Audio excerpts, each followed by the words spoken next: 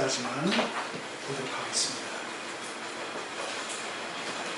우리가 아는 것처럼 복음서, 다시 말하면 마태, 마가, 누가, 요한복음은 예수님께서 활동하시던 내용을 직접 보고 경험하고 기록했던 그런 말씀의 내용이 되겠죠. 그래서 이 말씀들을 기록한 그 기자의 이름을 따서 마태가 기록했다라고 해서 마태복음, 누가, 또 마가, 그리고 오늘 요한이라고 하는 예수님의 제자가 기록을 했다라고 해서 요한복음이라고 그렇게 일컫게 됐죠. 요한복음을 기록한 목적은 예수님은 누구이신가라고 하는 것이에요. 예수님은 하나님의 아들이시며 동시에 하나님 그 자신이다 라고 하는 내용이 바로 요한복음의 핵심이라고 그렇게 말씀드릴 수 있습니다. 그래서 요한복음의 구성은 어떻게 구성이 되어 있냐면 예수님께서 하신 설교 7편과 그리고 또 예수님께서 직접 일으키셨던 기적을 7개의 기적을 기록한 내용이 요한복음의 구성이다. 그렇게 말씀드릴 수 있습니다. 오늘 38년 동안이나 정말 몹쓸병에 걸려서 심하게 앓던 사람을 고치신 이 사건은 요한복음에 기록되어 있는 7개의 기적 중에서 몇 번째쯤 될까? 3번째 기적이었습니다.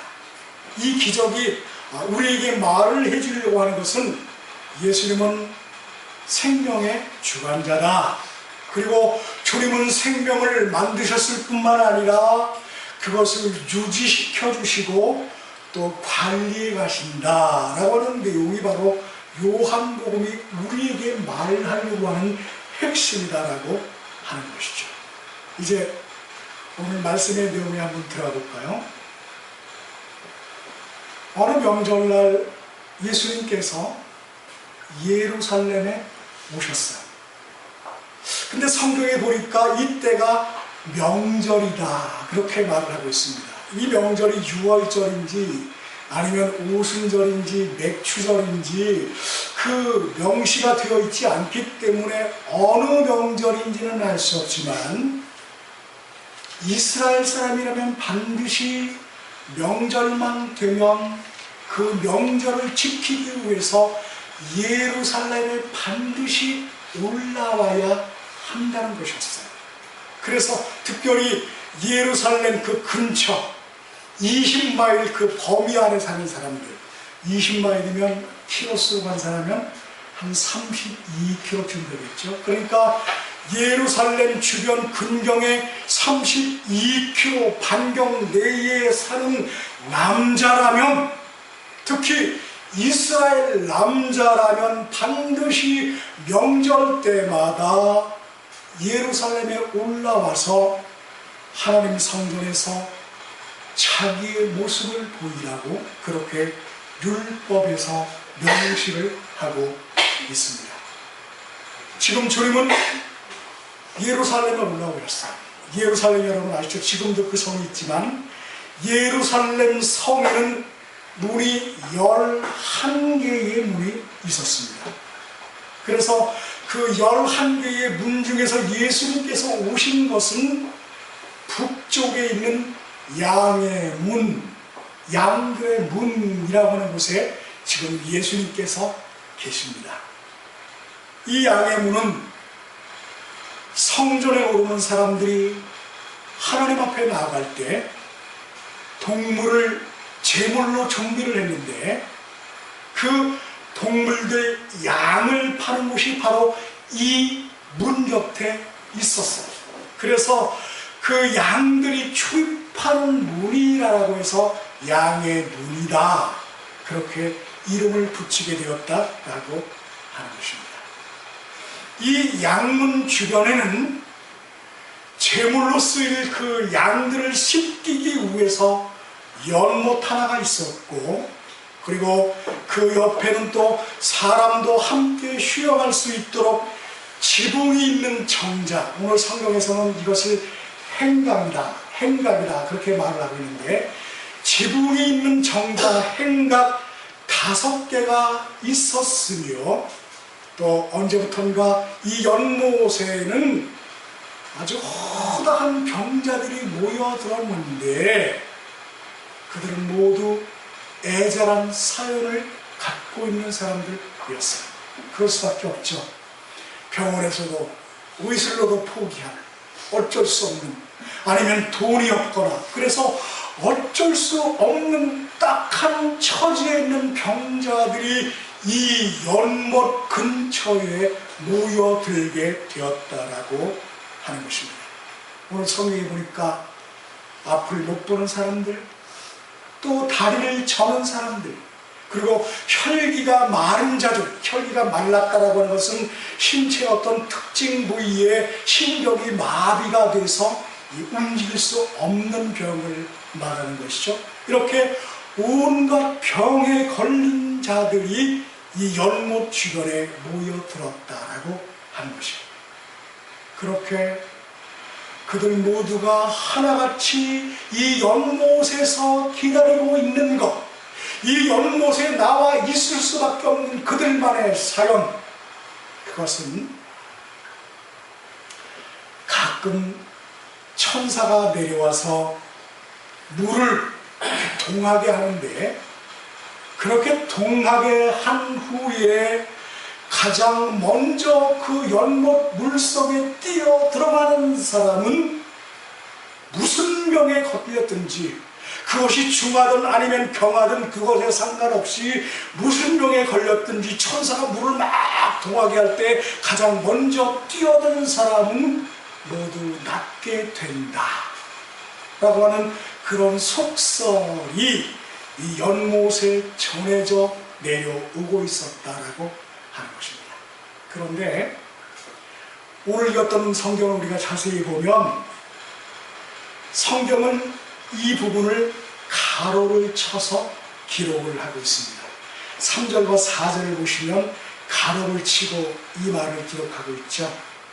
그렇게 가로를 쳐서 기록하는 뜻은 무슨 뜻인가?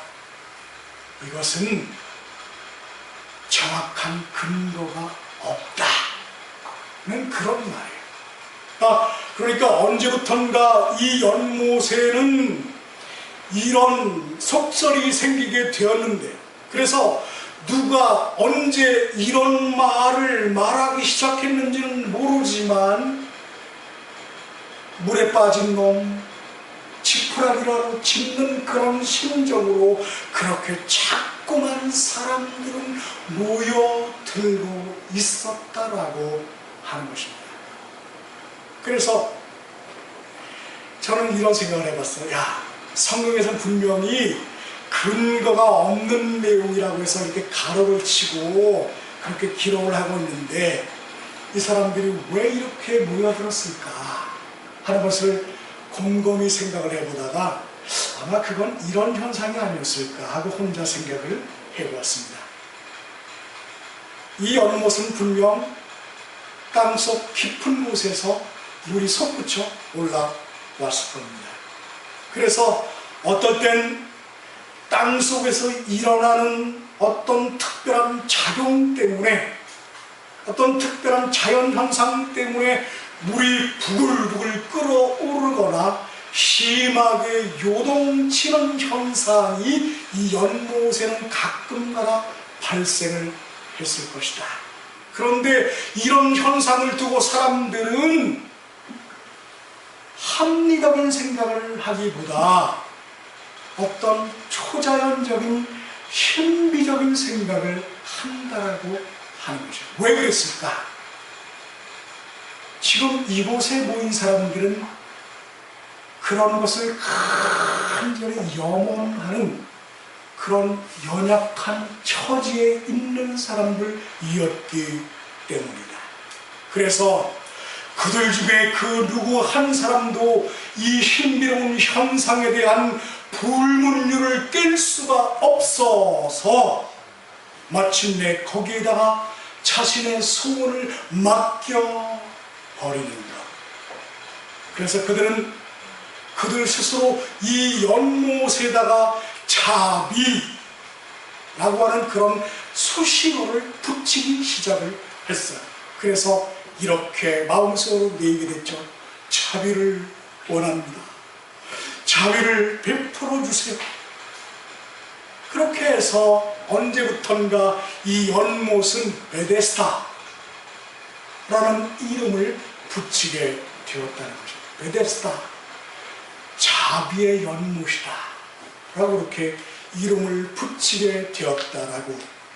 그러므로 이 연못은 실제로 자비가 베풀어진 것이 아니라 자비를 희망하는 사람들이 붙인 상상 속의 연못이었다라고 하는 것이에요.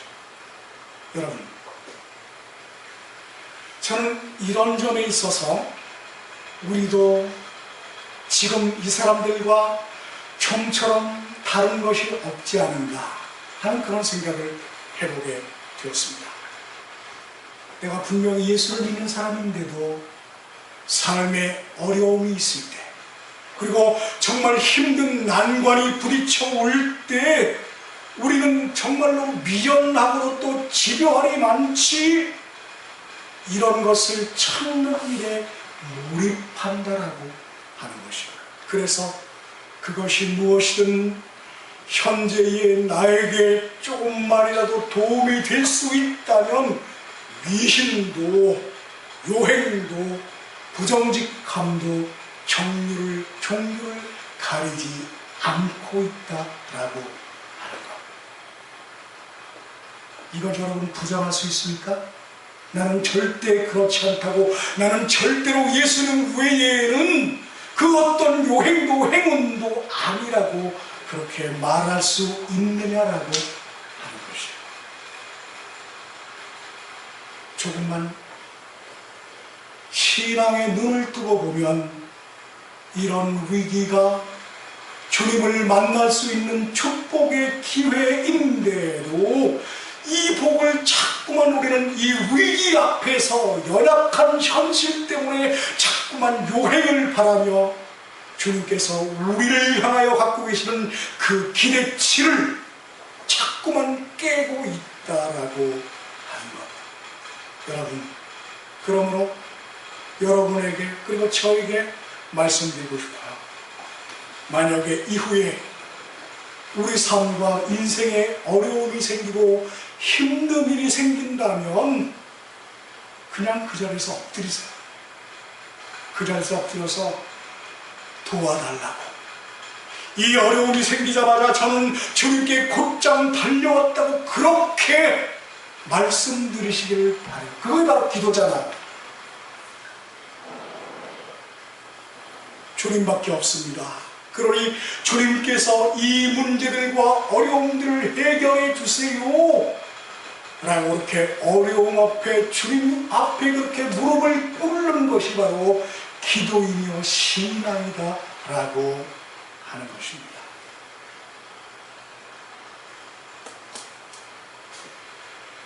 주님께서 그렇게 많이 모여있는 그 병자들 가운데 한 사람, 자그만치 38년 동안이나 중병에 시달리던 한 사람에게 다가오셨어요. 주님은 그 많은 병자들 가운데 이 사람을 보는 순간 그가 얼마나 힘든 세월을 그동안 보내왔는가라고 하는 것을 금세 알아챌 수 있으셨죠. 그래서 그 38년 동안이나 중병에 시달리던 그 애달픈 그 사람을 향해서 이렇게 말씀을 하고 계십니다. 내가 낫고자 하느냐? 그렇게 물어보셨어요. 이 말은 얼핏 들으면, 그리고 특별히 병자의 입장에서 이렇게 말을 들으면 상당히 우롱조의 말처럼 그렇게 들릴 수 있어요. 아니, 그렇게 안타까운 것을 아신다면 낫기를 원하는 것은 누구나 다 같은 심정인데 왜 낫기를 원하냐고 그렇게 확인하고 계시느냐라고 하는 것이죠. 그런데 이렇게 물으시는 주님의 마음은 정말로 네가 낫기를 원한다면 진심으로 나를 의지하라는 믿음의 촉구예요. 이제 내가 너를 낫게 할 텐데 그것은 나의 능력도 필요하지만 너의 믿음 또한 절대로 필요하다는 것을 그 당사자에게 부탁을 하고 있다라고. 그런데도 자꾸만 우리는 다른 곳에서 실마리를 풀려고 합니다. 어려움을 만날 때마다 주님께 가까이 다가가야 하는데, 그래서 이 시련이 바로 나를 부르시는 주님의 사인인데도 불구하고 그것을 아는지 모르는지 자꾸만 다른 곳에 마음을 두고 다른 곳에 관심을 돌리고 있다라고 하는 것. 여러분, 한번 생각을 해보세요. 스스로에게 물어보세요.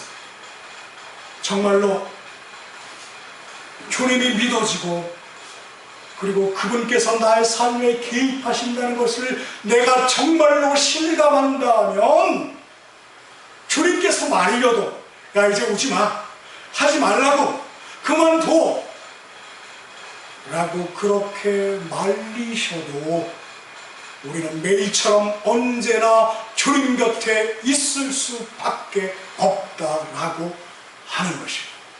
그러면 여러분 스스로에게 물어보세요. 나는 지금 어디 있어요?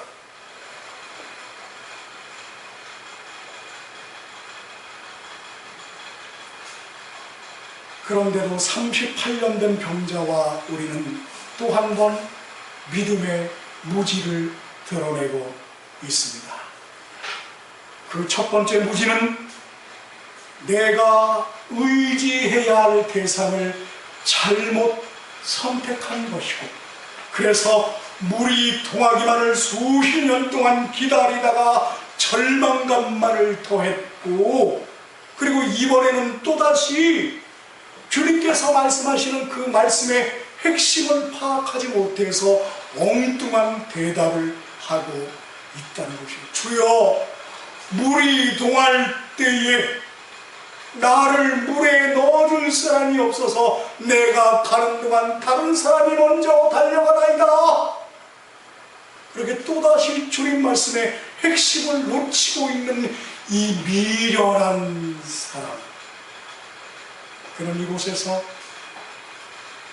첫 번째 사람, 다시 말하면 1등한 사람에게만 주어진다는 그 특혜 앞에 누구든지 물이 동할 때 먼저 달려간 사람이 낫는다 하는 1등한 사람에게만 혜택을 준다는 그 말을 믿고 어느새 이기적인 사람이 되고 말았어. 내가 살기 위해서 다른 사람을 죽게 하는 생사의 가축자.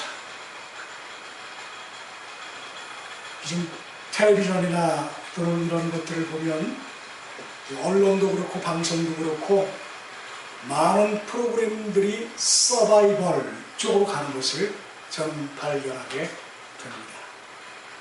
방송국은 타사의 프로그램을 이기기 위해서, 그리고 거기에 출연한 자는 역시 자기만의 생존을 위해서. 그래서 왠지 모르게 요즘 따라 이상하게 세태가 모두 다 서바이벌 쪽으로 가요. 다른 사람을 죽이고, 그리고 그 자리에 내가 올라서야 하는 그렇게도 안타까운 현실. 그래서 38년 된 이 병자는, 다시 말해서 서바이벌에 물들여지고 길들여진 이 38년 된 병자는 주님조차도 자기를 도와줄 협력자 정도로 알고 있다는 것입니다. 그래서 나의 적이 아니라면 조용히 이곳에서 물러가 주던가 아니면 나를 좀 도와주던가, 그렇게 신앙조차도 그런 쪽을 향해서 가고 있다라고 하는 것입니다. 그래서 우리의 인생은 너나 할 것 없이 두 가지 유형이 있을 수밖에 없어요. 첫 번째는 철저히 내가 주인이 되어서 내가 알아서 사는 인생과, 또 하나는 모든 것을 주님께 맡기고 그분만 따라가는 인생. 우리가 인생을 살면서 부딪히는 많은 어려움들, 그것은 우리도 어쩔 수 없는 그런 시련이지만 그것을 해결하는 데는 방법을 달리해야 한다라고 하는 것입니다. 먼저는 주님을 만나고, 그리고 그분 앞에 내 모든 문제를 내려놓는 것. 그냥 문제가 있을 때마다 그 자리에 꿇어앉으라고요. 그리고 주님께 부탁을 하세요. 어려움이 생겼다. 그것이 기도고 그것이 바로 신앙이다 라고 하는 것이죠. 그러므로 베데스다에 모인 사람들은 기적을 소망했지만 주님은 기적보다 믿음이 먼저라고 그렇게 말씀을 하고 계십니다. 그래서 일어나서 내 자리를 들고 걸어가라, 그렇게 말씀을 하고 계십니다. 이 걸어가라는 말은 몇 자국만 가라는 그런 말이 아니에요. 계속해서 걸어가라라고 하는 그런 말입니다. 그러므로 나를 위한 주님의 처방은, 나를 살도록 하게 하시는 주님의 교훈은 내가 계속해서 걸어가는 것을, 쉬지 않는 것을 원하시는 것이 주님의 처방이고 마음이다라고 하는 것. 그리고 계속해서 걷기 위해서는 먼저 내가 앉아있는 이 자리에서 일어나는 것으로부터 시작되어야 한다. 그러므로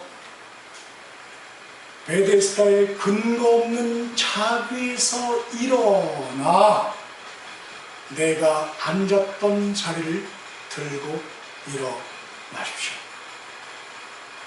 내가 앉았던 자리란 결코 잊어서는 안 될 중요한 교훈과 기억들이다 라고 하는 것을 결코 잊지 마시면서, 이제 그 자리에서 일어났으면 균형이 깨어져서 넘어지지 않도록 계속해서 걸어가기를 바라요. 일어나서 그 자리에 가만히 있으면 균형을 잃고 넘어지기 쉽죠. 넘어지지 않기 위해서는 계속해서 걸어야 돼요. 주님께서 말씀하신 것은 바로 그것이에요. 그 자리에 멈추지 말고, 앉아있거나 서있지 말고 계속해서 걸어라. 어디를 향해서? 주님께서 지시하신 바로 그것을 향해서 계속해서 걸어가라. 그렇게 우리에게 말씀을 하고 계십니다. 기도하겠습니다.